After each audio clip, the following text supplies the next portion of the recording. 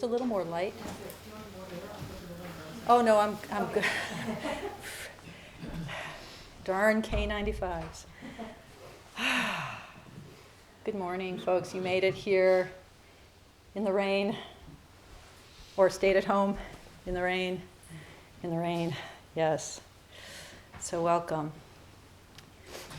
So these are not subtle times that we're living through, and this is not going to be a subtle Dharma talk. In fact, I want to be very, very direct today. Maybe even what they call directive.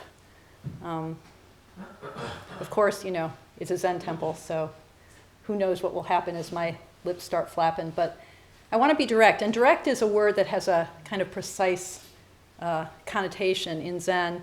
You know, a word that we attribute to the first ancestor of Zen, Bodhidharma, who, it is said, describes Zen in the verses where he says that it's a Zen, dhyana, this meditative absorption that is at the heart of our practice.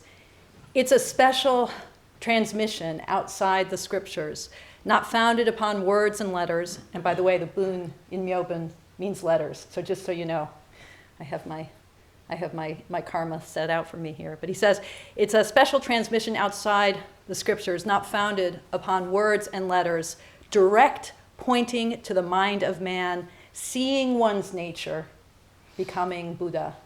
Direct pointing to the mind of man. So I want to be direct today. I want to speak directly to this moment as it arises in mind, as it arises as mind today. This moment which is the rain trickling. We hear it from the eaves over there. The particular kind of gray, yellowish quality of the light. The sound of those of us grappling with allergies and congestion and running noses. Don't worry, many COVID tests have been taken by this teacher. The feel of the wood, the feel of my heart, the caw of the bird, whatever is happening in your Zoom-do at home, directly speaking to this moment. But this moment is also Officer Carolyn Edwards testifying to the House Select Committee. This moment is also a world addicted to fossil fuels and extractive greed, housing prices out of reach, children scared to go to school, parents scared to take their kids to school, white supremacy in the highest reaches of our government, authoritarianism rising worldwide, queer lives once again threatened, always threatened, black lives always threatened, so many lives, human and non-human, being threatened right now. And this is my list, right? Individual results may vary. Your list is your list, right? This is what arises in my heart, my mind, my heart, mind, body, here and now. Your list is bound to be different than my list, even if there's overlap. And we should not be afraid of that difference. As a Sangha, we harmonize, just as we do chanting every moment when we chant in this hall. We harmonize those differences. We shouldn't be afraid of where directness takes us. In our direct pointing, our direct orientation toward authentic heart, mind. So I'm asking you this morning to meet this moment directly, to let this moment point and orient you. And so here's my subtle and entirely unsubtle direct pointing to you now. The world needs you. The world needs you right now. The world needs all of you. And I don't just mean all of you. I mean all of you, of each of us. The world needs all of you, all of your horsepower, all of it. Not just the good stuff. It needs all of your horsepower. It's time to wake up. It's time to throw it all in. It's time to hold nothing back.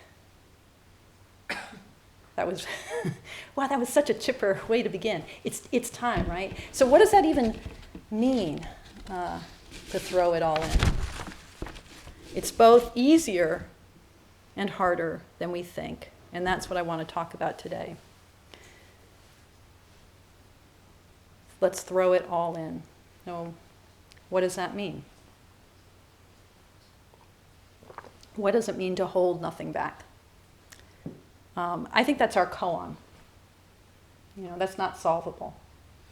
That's our koan. That's livable. That's the question we live. What does it mean to hold nothing back? So I first encountered this koan in my conscious waking life. I first encountered it as a young person, reading the great stories of Western religion, and almost always encountering a version of this koan in conversion stories, in stories of the prophets, in stories of being called, of stories of being committed, stories of struggle and sacrifice, Jonah and the whale, Abraham on the slopes of Mount Moriah. And I remember as an 18-year-old the flash of recognition when I was reading Augustine's Confessions. I don't know if any of you have read that book. And I heard Augustine struggling with this sense of being called. I heard him comparing this struggle, this spiritual struggle, this whatever struggle, the struggle of holding nothing back, of living this life fully, living this life as a full being, wholeheartedly. I heard him describing it as literally about waking up. So in Book 8 of the Confessions, which is the book where he gets it on with God, right? Sorry, that was very blasphemous to put it that way. It's the book that recounts his conversion. He says, at the beginning of that book, he says, as he's sort of struggling with feeling called, he says, "Thus with the baggage of this present world was I held down pleasantly as in sleep. And the thoughts where I meditated on you, God, were like the efforts of people who want to wake up, yet are overcome with sleepiness and are again drenched in sleep." I love that phrase. I didn't look up the Latin, but I just love drenched in sleep. Yeah. And although no one wants to sleep forever, yet for the most part, when we're feeling sleepy, we put off, he says, we put off shaking it off. And although half displeased with ourselves, he says, yet even after it's time to wake up, we yield with pleasure again and again.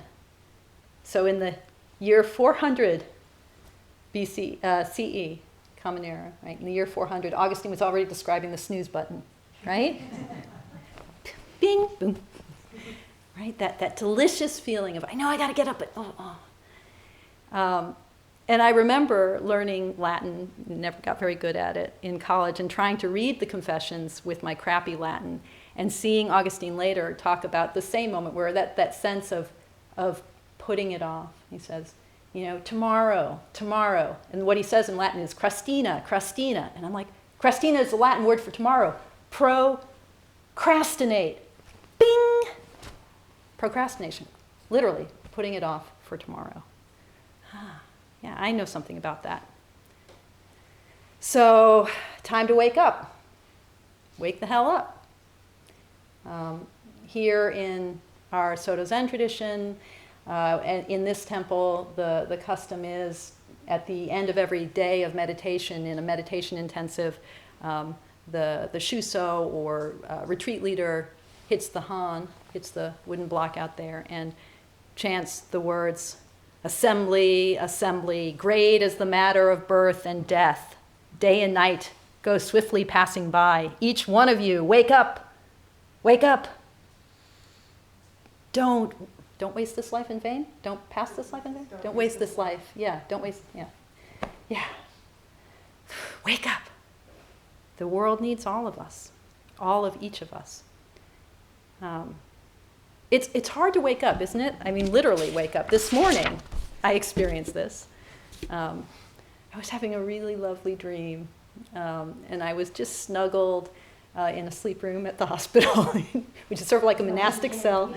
Oh, I love them sleep rooms. So I was just all snuggled in my little sleeping bag, and I wanted to finish that dream, pulling those thoughts together. The alarm went off. I snuggled deeper, wanting to drift back into sleep, wanting to just drench myself in that deliciousness, right? just a few minutes more.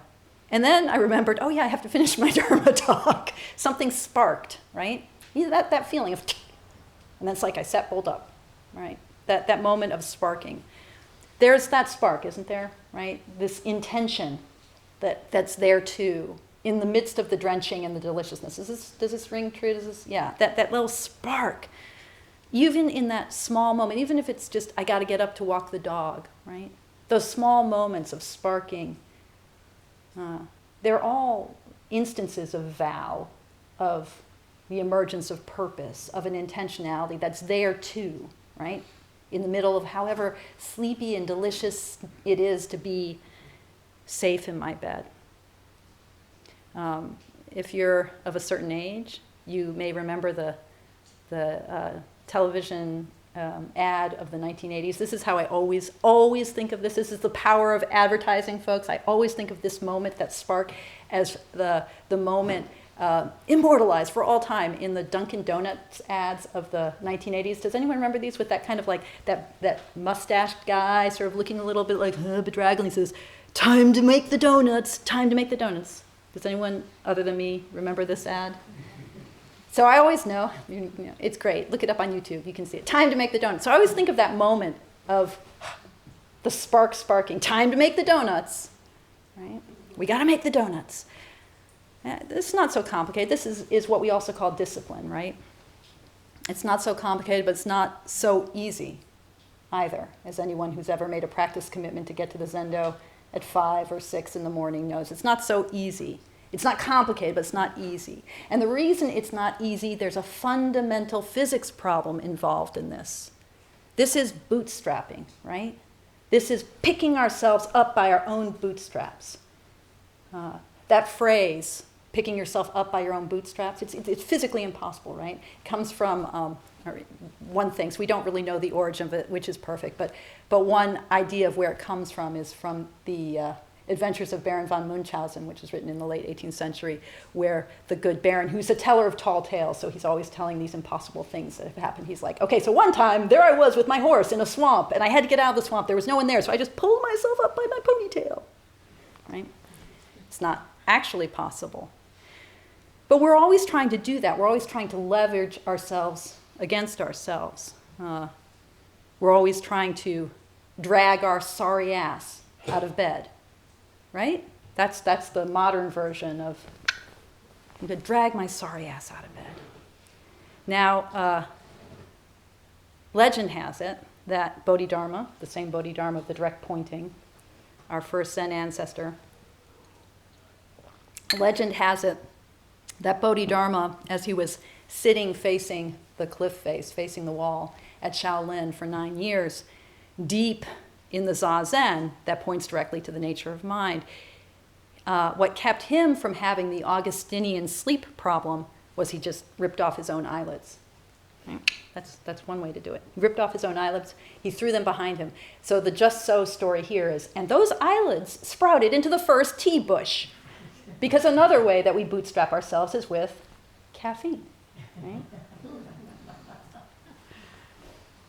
And then there's the monk who would become Bodhidharma's Dharma heir, who would go on to become Weike, who wanted Bodhidharma to be his teacher and stood outside in the snow begging to be taken as a disciple as the snow mounted higher and higher up to his chest. And Weike cut off his own arm as a symbol of his resolve, as a symbol of his willingness to throw it all in, to give up everything, to relinquish everything, to give up even his own grasping. After liberation, he threw his arm in. That's one way. That's one way to throw it in, right? But there's a problem here. It's the problem of bootstrapping, the problem of that physics that I was describing, the impossibility of pulling ourselves up from our own ponytail. If we leverage our own selves,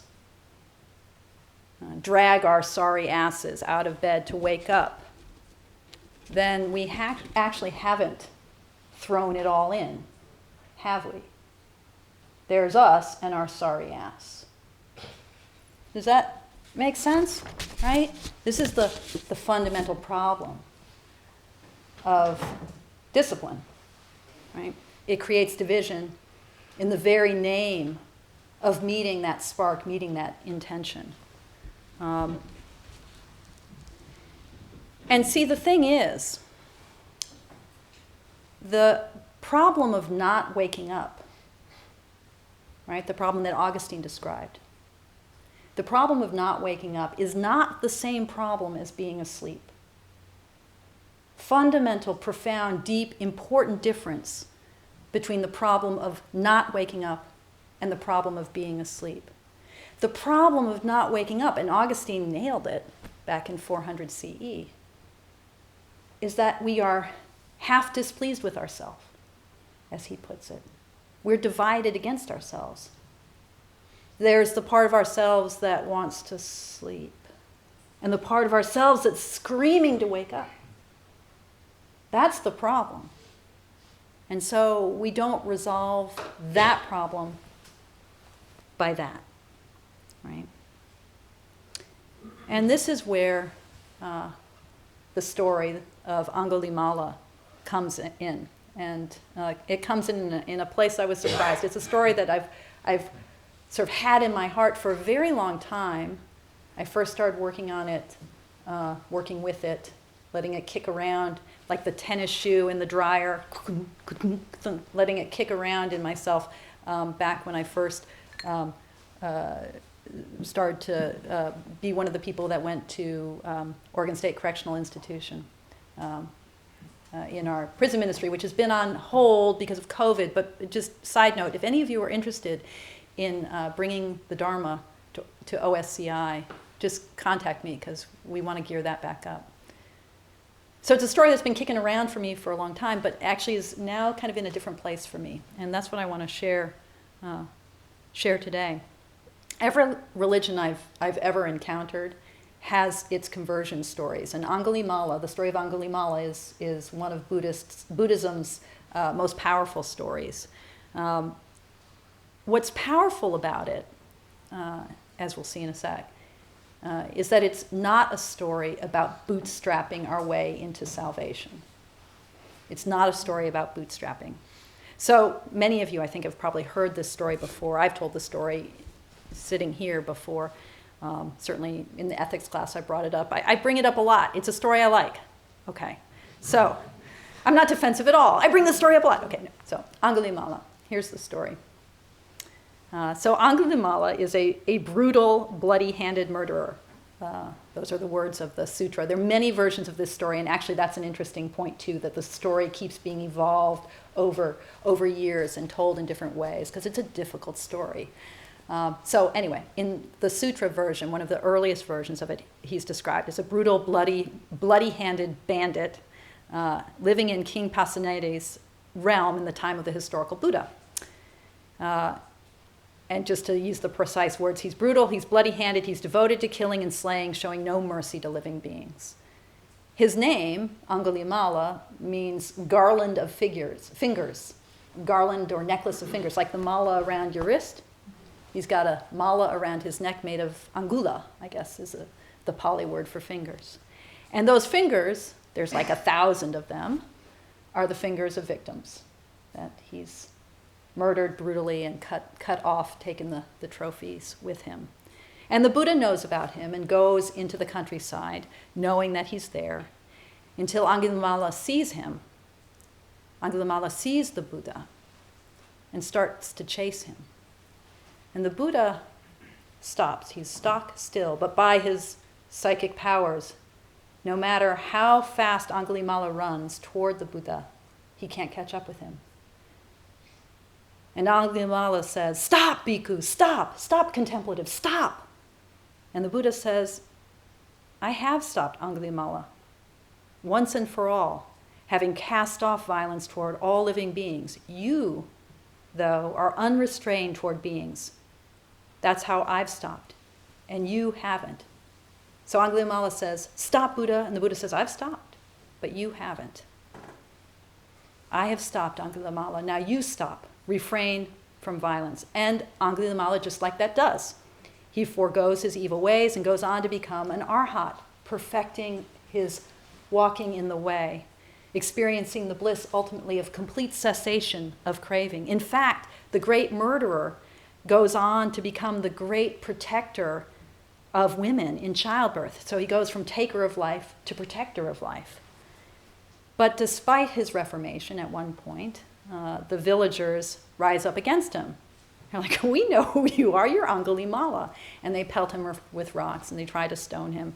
And he returns to the Buddha, his monk's robe completely torn and tattered, his head bloodied and broken open. And the Buddha says, bear with this, Brahmin, bear with it.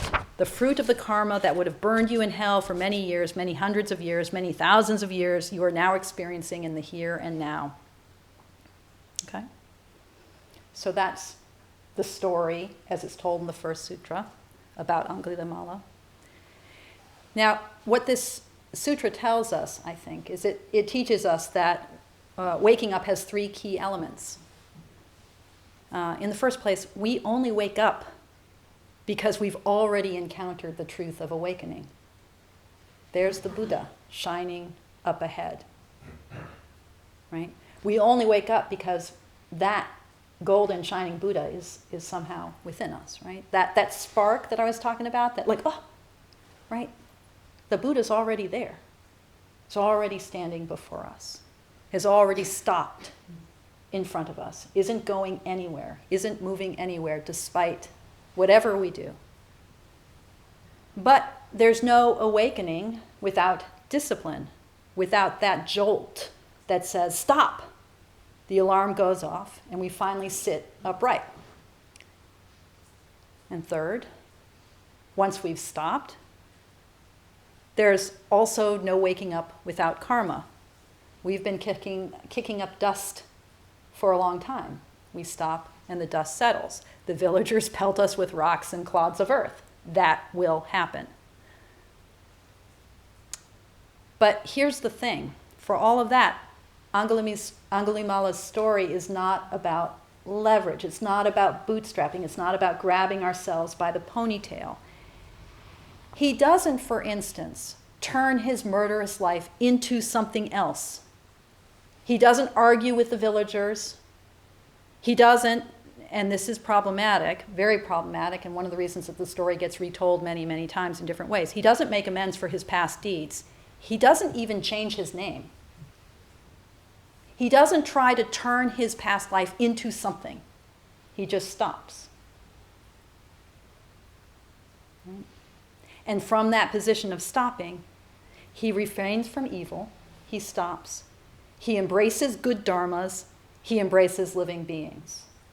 The first three precepts. Angulimala, the bhikkhu, hasn't gotten rid of Angulimala, the murderer. Somehow he remains both. And I was thinking about this and how in later versions we hear that he has another name. Basically his name is the one who does no harm. But in the original sutra, it is the Sutra of Angulimala. He is the guy with the garland of fingers, even when he becomes an arhat. Somehow he remains both. To throw down everything, to go all in, means that we bring our whole selves to this ball game.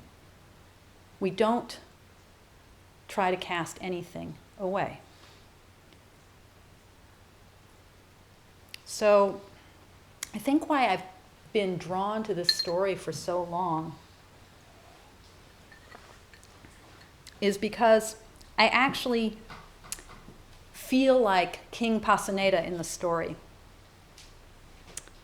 who learns that Angulimala is in his land. Okay? He learns that because Angulimala is hanging out with the Buddha. He's a bhikkhu. He's like with the Buddha's entourage, with the Sangha.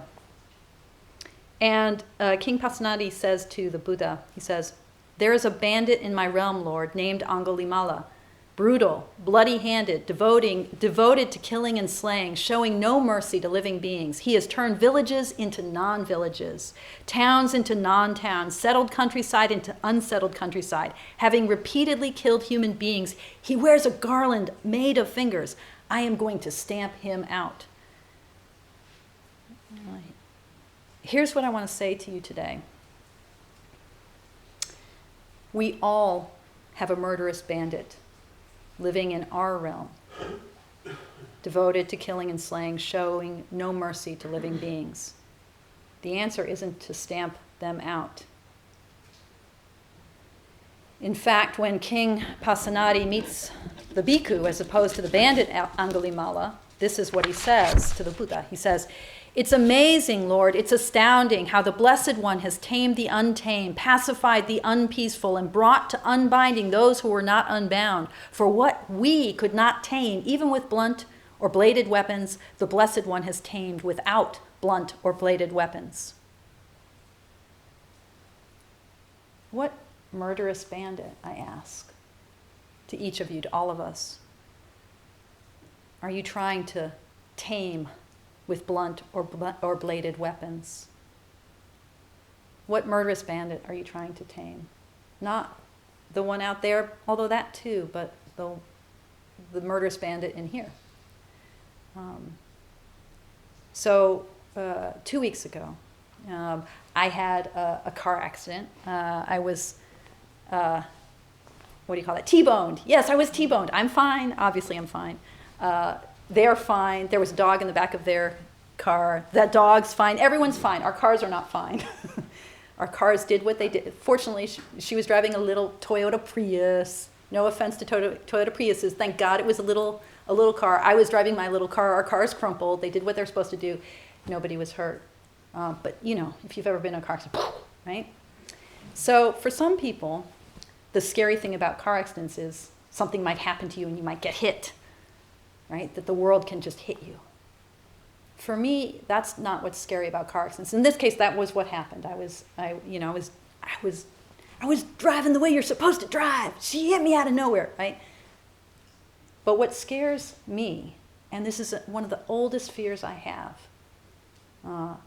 is that I, in a moment of inattention, will hit somebody, that I will do harm, that I have that in me that could kill. And if I think about that fear a little bit more, I know it's not just that I have that distraction or that laziness or whatever it is that causes us, just being human, right? That I could inattentively hurt someone. It's that I know that I have that in me that with full attention could wreak harm. I know that. And that scares the crap out of me, right? What murderous bandit in here do I want to tame?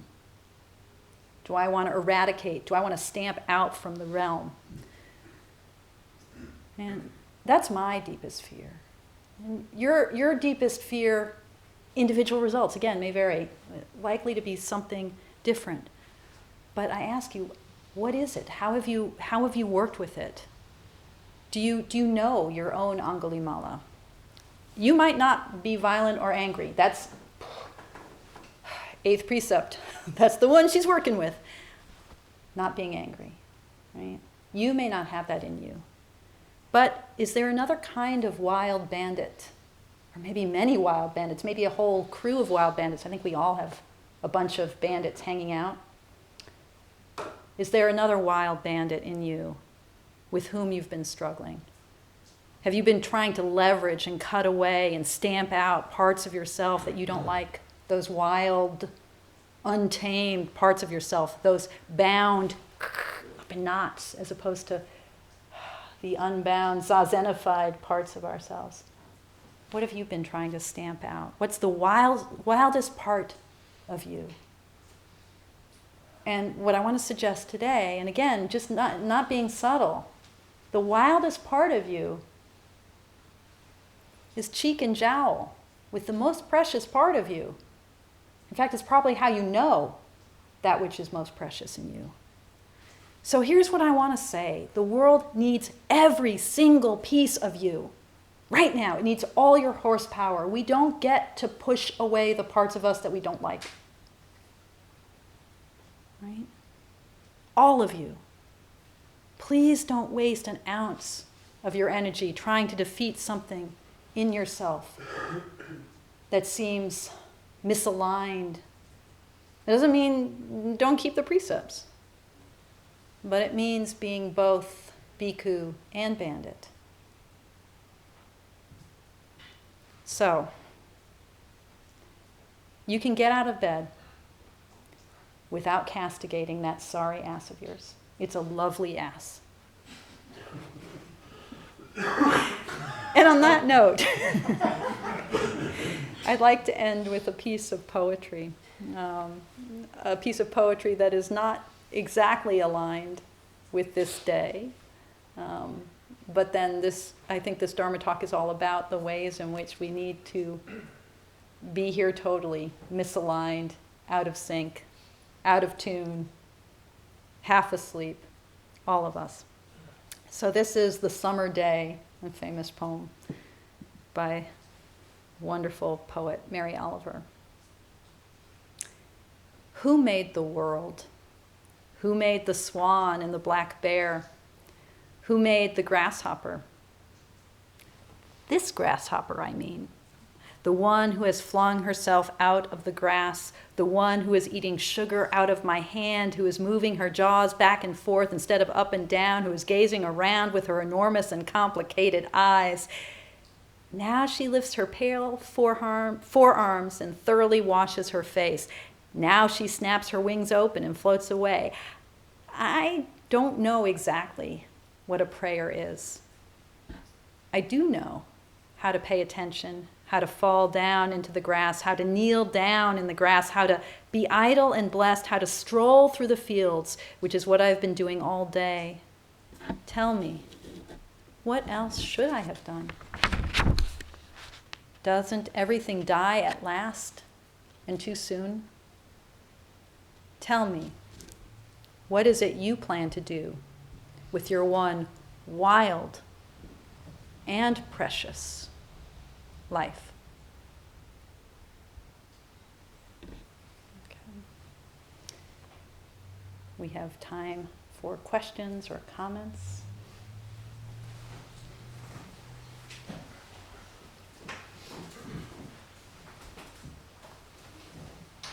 Myobun? Yes.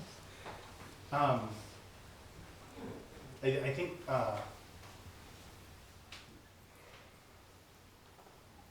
when these parts of yourself that you're trying to push away or keep at bay, whatever, when they're wild bandits, that's like one kind of energy that I understand how to work with, I think, right? Like they're irascible, they don't want to be contained. There's like, I see that there's a way of working with that, but what if the beings inside of you are not sort of like wild beings that you want to set free, right? Like, what if they're just really slothful? What if, like they're not like bursting to get out. Yeah. So I just, is it just that there is a wild being that I just haven't uncovered, or like how does this work? Great question. Yeah, it's all the stuff that we are uncomfortable with is wild. So, not everyone is great. And I would push you, Chase, to say, okay, do you work with the wild bandit? There's no working with. There's no leveraging. So, all right, so how do you work with sloth? Work with sloth. How do you not leverage your sloth, but what does that even mean? So for me, this is why stop is where it starts. Like just even noticing what I'm trying to stamp out. Because that's another way to talk about this, is that those words of King Pasenadi to say, I gotta stamp it out. Just noticing what I'm trying to stamp out. Okay, what if instead of stamping it out, I actually give it my attention? Do I even know what this is? I best know what this all is, because the world needs every ounce of me. So stop. What is it? So, my experience with the wild parts of me is that they are all, whether they're, whatever, all the words we could, sloth is a word. All of the hindrances we can put, there are 5 of them, we can put them all in here, right? Any word we can put. The stuff I'm trying to stamp out. My experience with that is that each of them, they all have their own kind of flavor and texture and energy, but they're all basically hot potatoes that I'm trying to get rid of. I don't want to be in their presence. I want to, in different ways. Right? Even positive stuff, like great, yum. I just want to, I guess I have a lot of intensity in me, so I just want to, like, grab it. And even that is about pushing a hot potato out of my grasp. Okay, what if instead of throwing all the hot potatoes away, I just am the hot potato mess of Myobun? Now stuff might happen. I don't know if that answers.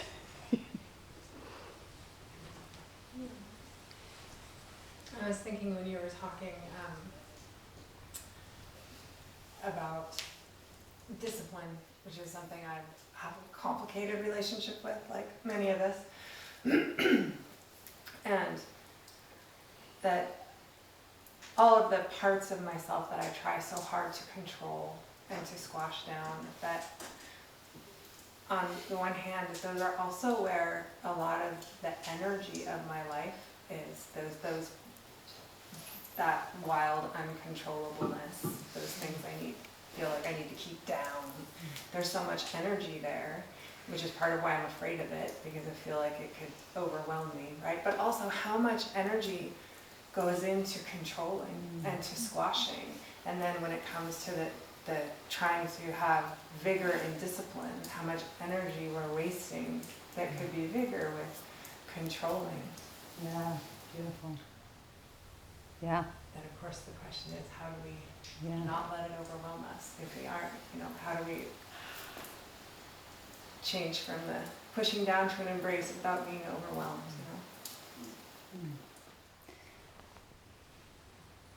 Indeed.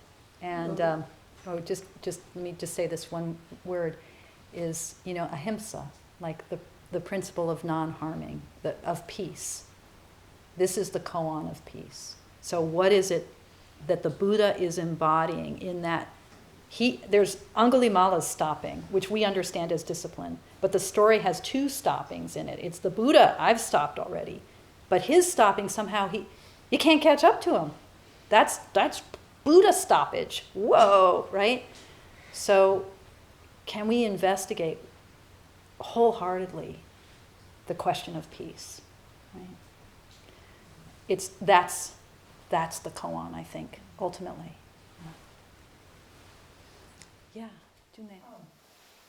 Yes, I thank you for the talk this morning, first of all. So while you were talking, what I kept hearing over and over about myself is the many times that it was as though, true or not, but as though I had to really be up for what was happening in my life. And I was capable of that. I think the last time, it's been a few years now, the last time someone called me and said that they were having a lot of suicidal thoughts, and it's not, and I basically don't deal with that anymore if possible. It was the 4th of July, I was planning to go out to the country and have a calm afternoon, get my dog out of the fireworks and be with a friend. And this is the last thing I wanted to do, was be up for this. Well, but there's really no choice. I had to, so I said, okay, well, you've got to find it in here. You have to be up for this. So I did, it was all right. And I guess what I'm leading up to, in terms of bringing all of me to it, I'm tired. I've been doing this a long time, and I'm tired.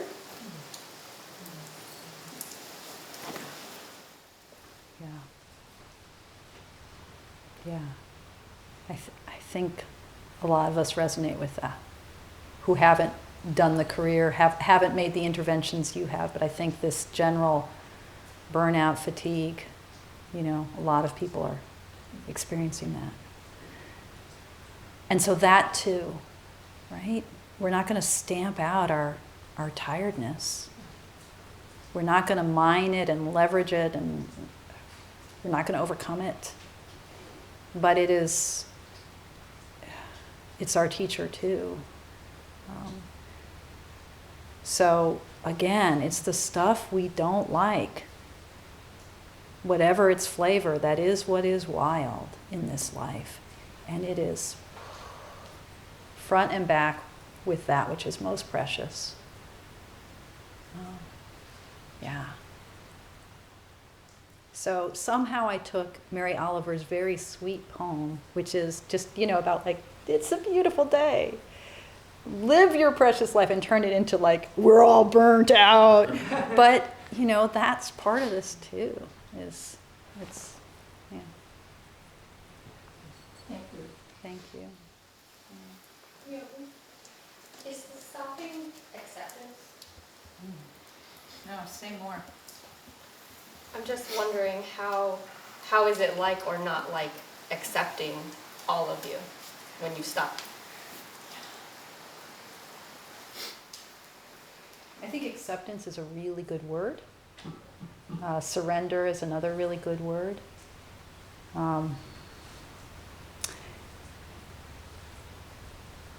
And I think what happens is there's often so much fear and maybe trauma and maybe pain that we think those words are easier than they are. But we're not alone. That's the other thing, and that like goes back to that point number one. I mean, there's the Buddha, but there's also Dharma and Sangha. We take refuge in that place where we stop. That is taking refuge. So maybe that's the better word for this. That stopping is taking refuge, and that is a good segue, I think, for us to end as we do here, which I love that this is our habit as we go out from assembly, that we take refuge together. So, Buddham saranam gacchami.